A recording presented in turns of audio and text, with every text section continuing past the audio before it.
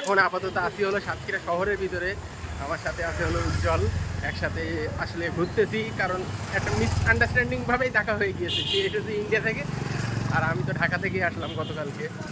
তো এখন যাব মাঝে আপনার একটু গেছিলাম স্বর্ণকার বটিতে। স্বর্ণকার বটিতে যাওয়ার পরে ওইখানে আমার যে রূপোর আংটিটা ওইখানে একটু সমস্যা ছিল, ওইটা ঠিক করালাম, একটু দাগ মতো ছিল, ওইটা ঠিক করে দিল, টাকা নিল না, যেহেতু উজ্জ্বলের সাথে আসছি। তো যাবো এখন কিন্তু ভোমরায়।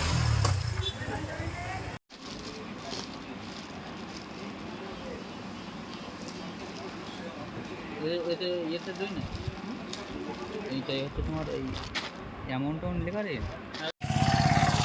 লক্ষ্য ভোমরা হলেও কিন্তু আমি যাচ্ছিলাম মূলত উজ্জ্বলের এক দাদা বাড়িতে, সেটা আপনার বাসতলা। এখন সেই জন্য আপনার মহিন্দ্রাতে করে যাচ্ছিলাম, বাট এটা কি ব্রিজ জানি না। আগে আসছি, অনেক আগে আসছি, বাট ব্রিজটার নাম জানি না। এই ব্রিজটা সংস্কার হওয়ার কারণে কিন্তু আমাদের কিছুটা রাস্তা হেঁটে যেতে হচ্ছে। তারপরে ব্রিজ পার হওয়ার পরে আমরা দেন আবারও কিন্তু মহিন্দ্রাতে উঠব। অবশেষে কিন্তু আসলাম সেই বাসতলা। এখন চারি সাইডে আমার এদিক ওদিক যেদিকেই তাকাচ্ছি সব কিন্তু আপনার এরকম ঘেরভেড়ি মাছ কিন্তু প্রচুর পরিমাণে হয়েছে। কিন্তু সমস্যা যেটা, বৃষ্টি হয়েছে এত পরিমাণে, রাস্তায় পানি উঠে গিয়েছে অনেক, আপনার ঘেরভেড়ি পানির সাথে একাকার। আর সে দেখেন কি করছে, বড় বাজার থেকে আপনার একটা নিচে মশারি, তারপরে ওল নিচে, বাজার টাজার নিচে মোটামুটি। আচ্ছা যাই হোক, এখন যাই, তারপরে কিন্তু দেন আমরা এখান থেকে বের হয়ে যাব ভোমরার দিকে। ফাইনালি কিন্তু চলে আসলাম ভোমরাতে। এখন ও হলো আপনার এই যে উপরে সোনালী ব্যাংক আছে 2 তলায়, এখান থেকে ও ট্রাভেল ট্যাক্সটা করে নিল। এখন কিন্তু আমরা যাবো, ওর কিছু জিনিসপত্র আমার কাছে অবশ্য আছে, ও এই দোকানে কাজ কাম মিটাচ্ছে। দেন কিন্তু আমরা যাব। এই কিন্তু মূলত ভোমরার দৃশ্য। কিছু গাড়ি আছে, ইন্ডিয়ান গাড়ি কিছু ঢুকতেছে, হয়তো একটা দুইটা এরকম ঢুকতেছে।